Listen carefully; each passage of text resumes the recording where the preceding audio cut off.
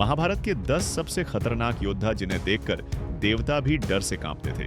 एक योद्धा ने तो भगवान श्री कृष्ण की रातों की नींद उड़ा दी थी। नंबर 10, दुर्योधन। दुर्योधन के लालच के कारण ही महाभारत का युद्ध हुआ था, ये तो हम सबको पता है। लेकिन अगर सिर्फ योद्धा के हिसाब से देखा जाए तो वह एक बहुत ही बलशाली योद्धा था। गुरु द्रोण और कृपाचार्य ने दुर्योधन को शस्त्र का ज्ञान दिया था। शिक्षा समाप्त होने के बाद कौरव और पांडवों ने रंगभूमि में अपने अपने कौशल दिखाए थे। तब दुर्योधन और भीम में गदा युद्ध हुआ था, जिसे देखकर गुरु द्रोण ने दोनों को ही श्रेष्ठ गदाधर घोषित किया था। बाद में दुर्योधन ने भगवान श्री कृष्ण के भाई बलराम जी को प्रसन्न किया और उनसे गदा युद्ध की शिक्षा प्राप्त की। इससे दुर्योधन गदा युद्ध में इतना कुशल हो गया कि बलराम जी दुर्योधन को ही श्रेष्ठ गदाधर मानने लगे। महाभारत के 18वें दिन जब लगभग सभी कौरव योद्धा मारे गए थे और दुर्योधन हार के कगार पर था, तब वह एक तालाब में जाकर छुप गया था। बाद में पांडवों ने उसे ढूंढ निकाला। युधिष्ठिर ने दुर्योधन को चुनौती दी कि वह पांडवों में से किसी के भी साथ द्वंद्व युद्ध करे। अगर वह जीत जाएगा तो हस्तिनापुर उसका हो जाएगा। दुर्योधन ने अहंकार के साथ एक एक करके सभी पांडवों को देखा और सोचा कि इनमें से कोई भी गदा युद्ध में उसका मुकाबला नहीं कर सकता है। तब दुर्योधन ने कहा कि वह भीम के साथ ही गदा युद्ध करेगा। लंबी और घातक लड़ाई के दौरान दुर्योधन ने भीम को लगभग बेहोश कर दिया। इस युद्ध में भीम किसी भी तरह दुर्योधन के आगे टिक नहीं पा रहे थे। कमर को छोड़कर दुर्योधन का पूरा शरीर वज्र जैसा शक्तिशाली था, इसलिए श्री कृष्ण ने भीम को इशारा करके दुर्योधन की कमर के नीचे प्रहार करने के लिए कहा। श्री कृष्ण की सलाह पर भीम ने युद्ध का नियम भंग करके दुर्योधन की जंघा पर लगातार वार किया, जिससे उसकी जंघा टूट गई। दुर्योधन को मारने के लिए भगवान श्री कृष्ण ने भीम को युद्ध के नियम तोड़ने के लिए प्रेरित किया, क्योंकि वे जानते थे कि दुर्योधन को नियमों के अनुसार मारना बहुत ही कठिन था। युधिष्ठिर ने जब दुर्योधन से कहा था कि तुम पांडवों में से किसी को भी हरा पाओगे तो हस्तिनापुर तुम्हारा हो जाएगा, तब युधिष्ठिर को ऐसा कहते देख भगवान श्री कृष्ण युधिष्ठिर पर बहुत ही क्रोधित हो गए। उन्होंने कहा, अगर दुर्योधन गदा युद्ध के लिए अर्जुन, नकुल या सहदेव में से किसी को चुनेगा तो उसका परिणाम क्या होगा, यह तुमने सोचा है? इनमें से कोई भी गदा युद्ध में दुर्योधन को परास्त नहीं कर पाएगा। अगर महाबली भीम भी युद्ध के नियम मानकर दुर्योधन से गदा युद्ध करेगा तो भी उसकी विजय निश्चित नहीं है। नंबर 9, अभिमन्यु। अभिमन्यु महाभारत के सबसे वीर योद्धाओं में से एक थे। वो अर्जुन और सुभद्रा के पुत्र और भगवान श्री कृष्ण के भांजे थे। जब अभिमन्यु अपनी माता के गर्भ में थे, तब बातों ही बातों में एक बार अर्जुन ने सुभद्रा को चक्रव्यूह भेदने की विधि बताई थी, जिसे अभिमन्यु ने अपनी माता के गर्भ से सुनकर चक्रव्यूह भेदने की कला सीख ली थी। लेकिन इस दौरान अर्जुन ने सुभद्रा को यह नहीं बताया था कि चक्रव्यूह से बाहर कैसे निकलते हैं। इसी वजह से अभिमन्यु चक्रव्यूह में घुसना जानते थे, लेकिन उससे बाहर निकलना उन्हें नहीं आता था। कुरुक्षेत्र युद्ध के 13वें दिन गुरु द्रोण ने पांडवों को हराने के लिए चक्रव्यूह की रचना की। पांडव पक्ष में अर्जुन, प्रद्युम्न, श्री कृष्ण और अभिमन्यु ही चक्रव्यूह को भेदना जानते थे। उस दिन कौरवों ने अर्जुन को चक्रव्यूह से दूर रखा ताकि वह उसे भेद न सके। जब चक्रव्यूह को भेदने के लिए कोई सामने नहीं आया, तब अर्जुन पुत्र वीर अभिमन्यु ने चक्रव्यूह के भीतर घुसने का साहस दिखाया। अभिमन्यु चक्रव्यूह के भीतर घुसना तो जानते थे, लेकिन चक्रव्यूह से बाहर निकलना उन्हें नहीं आता था। इसलिए उन्हें बाहर निकालने के लिए भीम, सात्यकी और धृष्टद्युम्न भी उनके साथ गए थे। लेकिन जब अभिमन्यु चक्रव्यूह भेद कर उसके भीतर प्रवेश कर गए, तब भीम, सात्यकी जैसे महारथी योद्धा चक्रव्यूह में प्रवेश नहीं कर पाए, क्योंकि उस दिन जयद्रथ चक्रव्यूह के द्वार की रक्षा कर रहे थे और भगवान शिव के वरदान के कारण उस दिन कोई भी जयद्रथ को पराजित नहीं कर सकता था। जैसे जैसे अभिमन्यु चक्रव्यूह के भीतर घुसते गए, उनका सामना एक से बढ़कर एक शक्तिशाली योद्धा से होता रहा, लेकिन कोई भी योद्धा उनका सामना नहीं कर पाया। अभिमन्यु ने अपने पराक्रम से कौरव सेना में हाहाकार मचा दिया। उन्होंने अकेले ही सैकड़ों योद्धाओं को मार गिराया। अभिमन्यु के बाणों की वर्षा से दुश्मन सेना भयभीत हो गई। ये देखकर सारे कौरव महारथियों ने मिलकर अभिमन्यु पर आक्रमण किया, लेकिन फिर भी कोई उन्हें रोक नहीं पाया। दुर्योधन, अश्वत्थामा, कृपाचार्य, शल्य, द्रोणाचार्य, इन सभी को अभिमन्यु ने अपने बाणों से धूल चटा दी। जब अभिमन्यु को किसी भी तरह रोका नहीं जा सका, तब द्रोणाचार्य ने कर्ण से कहा, जब तक अभिमन्यु के हाथ में धनुष है, तब तक उसे सारे देवता और असुर भी जीत नहीं पाएंगे। इसलिए हो सके तो तुम उसका धनुष नष्ट कर दो, ताकि वो हम पर बाण न चला पाए। साथ ही उसके रथ के घोड़ों को भी मार डालो। तब द्रोणाचार्य की बात मानकर कर्ण ने अभिमन्यु का धनुष काटकर उन्हें निशस्त्र कर दिया। तब उन्होंने रथ का पहिया उठाकर शत्रुओं पर प्रहार किया, लेकिन द्रोण ने उसे भी तोड़ दिया। इसके बाद अभिमन्यु ने तलवार संभाली और कौरवों पर टूट पड़े, लेकिन जल्द ही उनकी तलवार भी टूट गई। अभिमन्यु अब थक चुके थे, शरीर पर अनगिनत घाव थे, फिर भी उनकी आंखों में कोई डर नहीं था। कौरव महारथियों ने एक साथ उन पर आक्रमण किया, जिससे अभिमन्यु वीरगति को प्राप्त हो गए। इस महान योद्धा के लिए जरूर एक लाइक कर देना। नंबर 8, अश्वत्थामा। अश्वत्थामा का नाम हिंदू पौराणिक कथाओं में एक रहस्यमयी योद्धा के रूप में आता है। अश्वत्थामा की कहानी केवल एक महान योद्धा की नहीं है, ये कहानी है अमृता श्राप और अनंत पीड़ा की। अश्वत्थामा महाभारत के महान गुरु द्रोणाचार्य के पुत्र थे।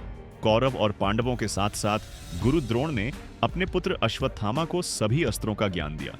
द्रोण ने अश्वत्थामा को नारायण अस्त्र का भी ज्ञान दिया था, जिसका प्रयोग उन्होंने अपने सबसे प्रिय शिष्य अर्जुन को भी नहीं सिखाया था। उनके माथे पर एक दिव्य मणि थी जो उन्हें अद्वितीय शक्ति और रोगों से रक्षा प्रदान करती थी। अश्वत्थामा को भगवान शिव का भक्त माना जाता है और उन्होंने कठोर तप करके शिव जी का आशीर्वाद पाया, जिससे उनकी ताकत और बढ़ गई। कुरुक्षेत्र में जब पांडवों ने छल से द्रोणाचार्य का वध कर दिया, तब अश्वत्थामा में प्रतिशोध की आग भड़क उठी।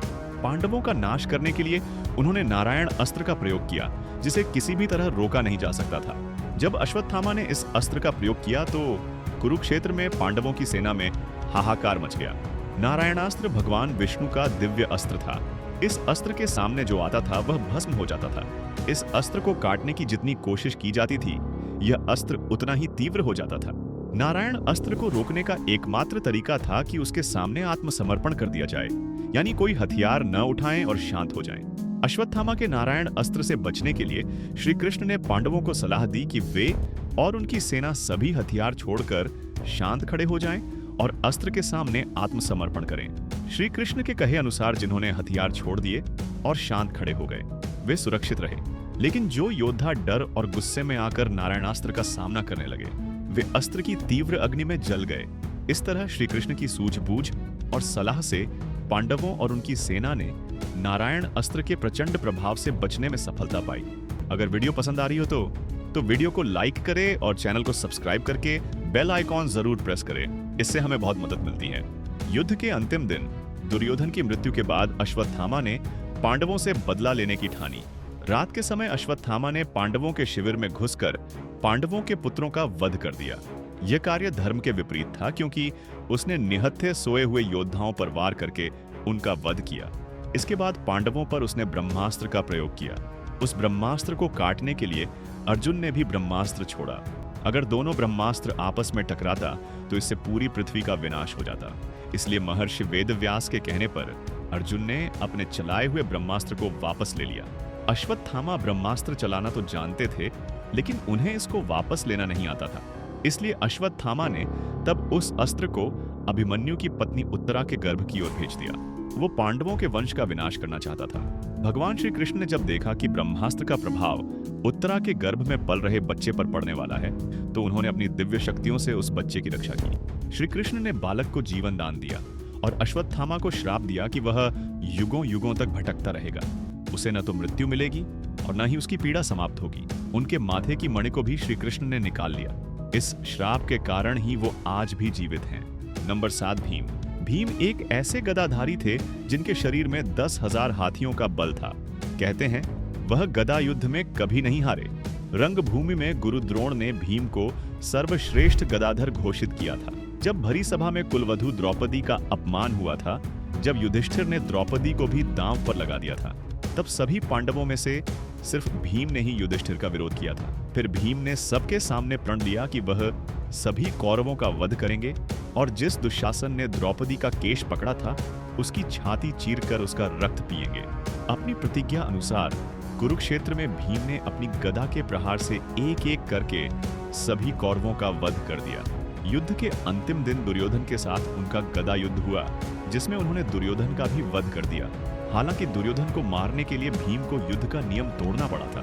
टीवी सीरियल्स में भीम को सिर्फ एक गदाधारी के तौर पर दिखाया गया है, लेकिन जानकर आश्चर्य होगा कि भीम एक बहुत ही कुशल धनुर्धर भी थे। एक बार तो उन्होंने कर्ण के साथ युद्ध करके अपने बाणों से कर्ण के रथ को भस्म कर दिया था। इस युद्ध की शुरुआत में कई बार भीम ने कर्ण को धराशायी कर दिया था। इसके पीछे जो वजह महाभारत में लिखी है वह यह है कि कुरुक्षेत्र के युद्ध से पहले कर्ण ने माता कुंती को वचन दिया था कि इस युद्ध में उनके 5 पुत्र जीवित रहेंगे। अर्जुन और कर्ण में से या तो अर्जुन जीवित रहेगा या कर्ण। इसी वचन के चलते कर्ण ने युधिष्ठिर, भीम, नकुल और सहदेव को युद्ध में परास्त करके भी उन्हें जीवन दान दे दिया था। कर्ण भीम पर कोमल प्रहार कर रहे थे, लेकिन भीम अपनी पूरी शक्ति से कर्ण पर बाणों की बौछार कर रहे थे और इस दौरान कई बार भीम ने कर्ण के रथ को तोड़ दिया था। नंबर 6, बर्बरीक। बर्बरीक घटोत्कच के पुत्र थे। उनके पास ऐसे 3 बाण थे जिसके सहारे वो पल भर में कुरुक्षेत्र के युद्ध को खत्म कर सकते थे। बर्बरीक के 3 बाणों के बारे में जानकर खुद भगवान श्री कृष्ण भी चिंतित हो गए थे, जिसके कारण उन्होंने दान में बर्बरीक का शीश मांग लिया था। इसके बाद से खाटू श्याम के नाम से इस धरती पर बर्बरीक की पूजा होती है। नंबर 5, एकलव्य। एकलव्य महाभारत काल के एक श्रेष्ठ धनुर्धर थे। जब द्रोणाचार्य के पास एकलव्य शिक्षा के लिए गए थे, तब द्रोण ने उन्हें शिक्षा देने से इनकार कर दिया था। इसके बाद एकलव्य ने द्रोण को गुरु मानकर वन में धनुर्विद्या का अभ्यास करना शुरू कर दिया था। जब कौरव और पांडवों में से किसी को भी शब्दभेदी बाण चलाना नहीं आता था, तब एकलव्य अपने अभ्यास से ही शब्दभेदी बाण चलाना सीख गए थे। उनकी धनुर्विद्या को देखकर अर्जुन को भी लगने लगा था कि एकलव्य ही सबसे श्रेष्ठ धनुर्धर हैं। लेकिन एक समय गुरुदक्षिणा के नाम पर द्रोणाचार्य ने एकलव्य का अंगूठा कटवा दिया था। इसके बाद भी अंगूठे के बिना एकलव्य बाण चलाना सीख गए थे। मॉडर्न आर्चरी में भी अंगूठे के बिना ही बाकी उंगलियों से बाण चलाया जाता है। इसका आविष्कार सबसे पहले एकलव्य ने ही किया था। एकलव्य इतने शक्तिशाली थे कि भगवान श्री कृष्ण को स्वयं उनका वध करना पड़ा था। एकलव्य के बारे में भगवान श्री कृष्ण ने कहा था कि यदि एकलव्य का अंगूठा न कटा होता तो वह दूसरा परशुराम बनकर जंगल में घूमता रहता। तब दानव, राक्षस, नाग देवता कोई भी उसे परास्त नहीं कर पाता। कोई मनुष्य तो उसके सामने खड़ा भी नहीं हो पाता। भगवान श्री कृष्ण ने जिस धनुर्धर की तुलना भगवान परशुराम से की थी, वह कितने शक्तिशाली रहे होंगे, आप खुद सोच सकते हैं। नंबर 4, भीष्म। भीष्म गंगा माता के पुत्र थे। उनके गुरु स्वयं भगवान परशुराम थे। एक बार तो अपने गुरु परशुराम के साथ भी भीष्म का युद्ध हो गया था। एक बार भीष्म ने अपने भाई विचित्रवीर्य के लिए काशी राजकुमारियों के स्वयंवर से अंबा, अंबिका और अंबालिका, इन तीनों राजकुमारियों का हरण किया था। लेकिन स्वयंवर के दौरान राजकुमारी अंबा शाल्वराज को अपना पति मान चुकी थी। जब भीष्म को यह पता चला तो उन्होंने अंबा को शाल्वराज को लौटा दिया, पर शाल्वराज ने उससे विवाह करने से इनकार कर दिया क्योंकि अब वह किसी और के द्वारा जीत ली गई थी। अपमानित होकर अंबा अब भीष्म के पास लौटी और उनसे विवाह का आग्रह किया, लेकिन भीष्म ने संपूर्ण जीवन ब्रह्मचर्य पालन करने का प्रण लिया था, इसलिए उन्होंने अंबा से विवाह करने से इनकार कर दिया। तब अंबा न्याय के लिए भगवान परशुराम के पास पहुंची। तब पितामह भीष्म और परशुराम जी के बीच एक घनघोर युद्ध हुआ। इस युद्ध में भीष्म और परशुराम जी एक दूसरे पर महाविनाशकारी अस्त्र शस्त्र चला रहे थे, लेकिन इस युद्ध का कोई परिणाम नहीं निकल रहा था। आखिर में इस युद्ध को रोकने के लिए देवताओं को आना पड़ा था। जब कुरुक्षेत्र का युद्ध शुरू हुआ, तब पितामह भीष्म कौरवों के प्रथम सेनापति बने थे। पितामह भीष्म के आगे पांडव पक्ष के कोई भी योद्धा टिक नहीं पाया। भगवान श्री कृष्ण ने इस युद्ध में शस्त्र न उठाने का प्रण लिया था, लेकिन भीष्म के पराक्रम से श्री कृष्ण अपनी प्रतिज्ञा तोड़कर शस्त्र उठाने के लिए विवश हो गए थे। भीष्म को नियम अनुसार युद्ध करके परास्त करना असंभव था, इसलिए शिखंडी को आगे करके अर्जुन ने भीष्म को शरशैया पर सुला दिया था। नंबर 3, अर्जुन। गुरु द्रोण की दृष्टि में अर्जुन ही सर्वश्रेष्ठ धनुर्धर थे। द्रोणाचार्य ने अर्जुन को अपने सारे अस्त्रों का ज्ञान दिया था। अर्जुन के धनुष की टंकार से ही दुश्मन अधमरे से हो जाते थे। अर्जुन के पास देवताओं के सारे दिव्यास्त्र थे, यहाँ तक कि महादेव को प्रसन्न कर अर्जुन ने पाशुपतास्त्र तक प्राप्त कर लिया था। वह दोनों हाथों से बाण चला सकते थे, इसलिए उन्हें सब्यसाची कहा जाता था। जब द्रौपदी स्वयंवर में कर्ण को छोड़कर सभी योद्धा लक्ष्य भेदने में विफल हो गए थे, तब अर्जुन ने बहुत ही आसानी से लक्ष्य को भेद दिया था। स्वयंवर के बाद जब सभी राजाओं ने मिलकर पांडवों पर आक्रमण किया, तब अर्जुन ने अकेले उन सभी योद्धाओं को परास्त करके अपने शौर्य का प्रमाण दिया। खांडव वन में अर्जुन ने देवराज इंद्र तक को परास्त कर दिया था। जिन निवात कवच राक्षसों को रावण भी हरा नहीं पाया था, उन्हें अर्जुन ने परास्त कर दिया था। लाक्षागृह की घटना के बाद अर्जुन ने गंधर्वों के राजा चित्ररथ को भी युद्ध में हराया था। इस युद्ध के पश्चात चित्ररथ और अर्जुन गहरे मित्र बन गए थे, जिसके चलते चित्ररथ ने अर्जुन को चाक्षुषी विद्या का ज्ञान दिया। विराट युद्ध में तो अर्जुन ने अकेले ही भीष्म, द्रोणाचार्य, कृपाचार्य, अश्वत्थामा आदि सभी कौरव योद्धाओं को परास्त कर दिया था। महाभारत में लिखा है, अर्जुन की भुजाएं इतनी शक्तिशाली थीं कि साधारण धनुष उनके हाथों में टूट जाया करते थे। इसीलिए अग्निदेव ने अर्जुन को दिव्य गांडीव धनुष भेंट किया था। कहते हैं, गांडीव धनुष इतना कठोर था कि उसमें अर्जुन के अलावा केवल भीम और श्री कृष्ण ही प्रत्यंचा चढ़ा सकते थे। अगर युद्ध के दौरान कभी अर्जुन की प्रत्यंचा कट भी जाती थी तो वह क्षण भर में उसे बांधकर दूसरे हाथ से बाण चलाना शुरू कर देते थे। नंबर 2, कर्ण। सूर्यपुत्र कर्ण महाभारत काल के एक ऐसे योद्धा थे जिनके पास ऐसे दिव्य कवच और कुंडल थे जिन्हें किसी भी अस्त्र से भेदा नहीं जा सकता था। गुरु परशुराम ने उन्हें सारे दिव्यास्त्रों का ज्ञान दिया और वरदान दिया कि आज से युद्ध में कोई भी क्षत्रिय तुम्हारा समान नहीं होगा। ज्यादातर लोगों को यह पता है कि अर्जुन के पास पाशुपतास्त्र था, लेकिन वे यह नहीं जानते कि कर्ण के पास भी महादेव का पाशुपतास्त्र था। एक बार भगवान श्री कृष्ण ने बताया था कि कर्ण के पास भी पाशुपतास्त्र था।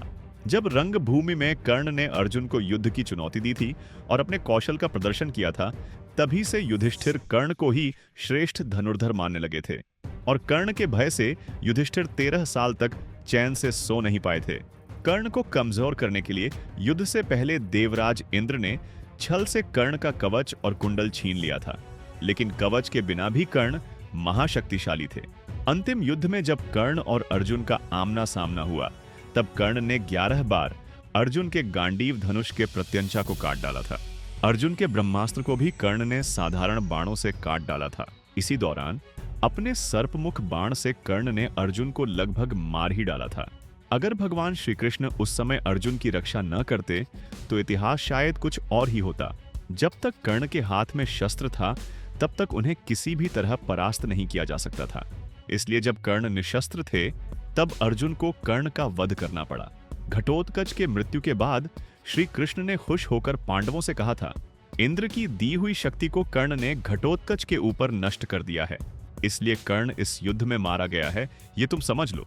युद्ध में कार्तिकेय के समान शक्तिशाली कर्ण के सामने कोई भी खड़ा नहीं हो सकता था। सौभाग्य की बात यह है कि कर्ण का कवच और कुंडल छीने गए। उसका अमोघ शक्ति घटोत्कच पर गिरकर नष्ट हो गया। अगर कर्ण कवच और कुंडल के साथ लड़ने आता तो वह देवताओं के साथ तीनों लोकों को भी जीत लेता। इंद्र, वरुण, कुबेर और स्वयं यमराज भी युद्ध में उसका सामना नहीं कर सकते थे। तुम गांडीव उठाकर और मैं सुदर्शन चक्र उठाकर दोनों एक साथ जाते तो भी रणभूमि में कवच और कुंडल पहने हुए कर्ण को हरा नहीं पाते।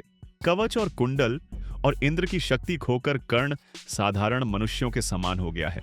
फिर भी कर्ण को मारने का एक ही उपाय है, जब उसके रथ का पहिया भूमि में धंस जाएगा, जब वह असावधान हो जाएगा, तभी तुम मेरे संकेत के अनुसार सावधान होकर उसे मार डालना। अगर कर्ण युद्ध में अस्त्र उठा लेगा तो वज्रधारी इंद्र भी उसे मार नहीं पाएंगे। नंबर 1, श्री कृष्ण। द्वापर युग में जब अधर्म अपने चरम पर था, तब भगवान विष्णु ने श्री कृष्ण का अवतार लिया था। जब श्री कृष्ण सिर्फ शिशु थे, तभी उन्होंने पूतना राक्षसी का अंत कर दिया, जो उन्हें विष पिलाने आई थी। फिर उन्होंने शकटासुर, तृणावर्त जैसे दानवों का भी आसानी से वध किया। कालिया नाग, जिसने यमुना को जहरीला बना दिया था, उसके सिर पर नाचकर उसे भी शांत किया। मथुरा में अत्याचारी कंस ने जब उन्हें मारने के लिए कई असुरों को भेजा, तो कृष्ण ने सबका अंत किया और आखिर में स्वयं अखाड़े में कंस को मौत के घाट उतार दिया। इसके बाद उन्होंने कई युद्ध लड़े। नरकासुर जैसे शक्तिशाली राक्षस का वध कर 16,000 बंदी कन्याओं को मुक्ति दी।